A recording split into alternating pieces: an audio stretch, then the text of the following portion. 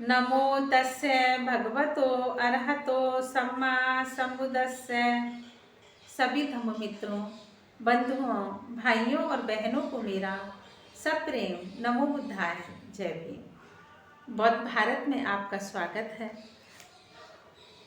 यह 40वीं थेरी गाथा है सिंहा।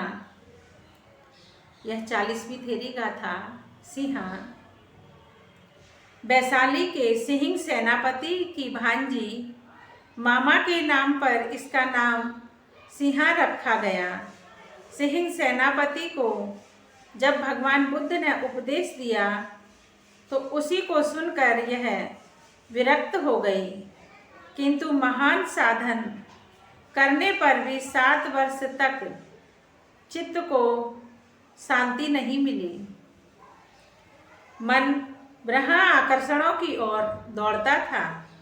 एक दिन हताश होकर सोचा, इस पापी जीवन से भी क्या, और एक वृक्ष में फांसी लटकाकर मरने को उद्यत हुई।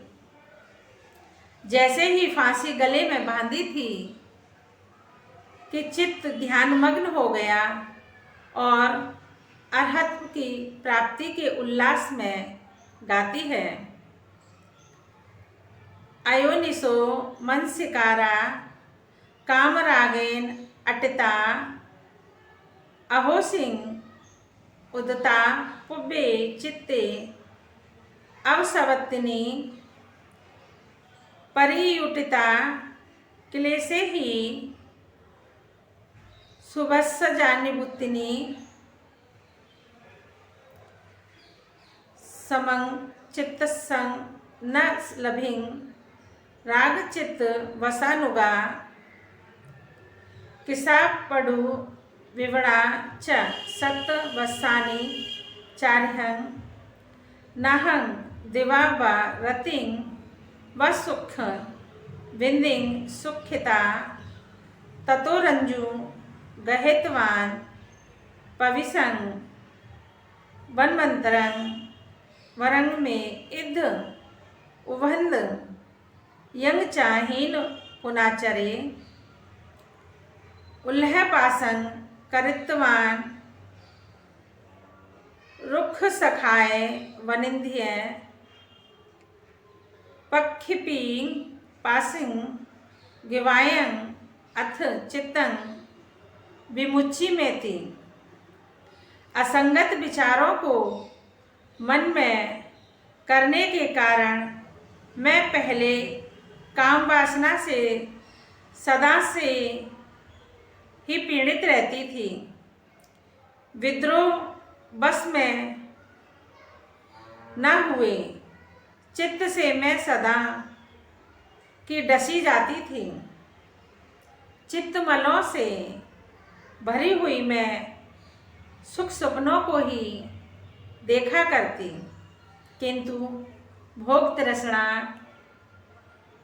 राग चित्त में चित्त को फंसाकर मैंने चित्त की शांति समता कभी नहीं पाई। चित्त शांति को प्राप्त न कर सकने के कारण मैं दिन रात कृश होने लगी, पीली पड़ गई, मेरा रंग फीका पड़ गया। इसी दुखी अवस्था में मैं 7 वर्ष तक जीवन यापन करती रही। न दिन में न रात में मुझे अभागिनी ने कभी सुख अनुभव किया।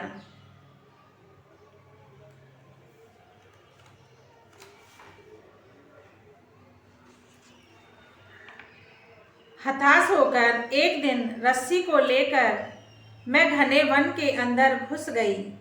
सोचा, पुण्यहीन आचरण करने से तो मेरे लिए यही श्रेयकर है कि मैं फांसी लगाकर मर जाऊं। दृढ़ फांसी लगाकर वृक्ष की शाखा में बांध दी। जैसे ही मैं फांसी अपने गले में डाल रही थी कि मेरा चित्त कामासक्ति से विमुक्त हो गया।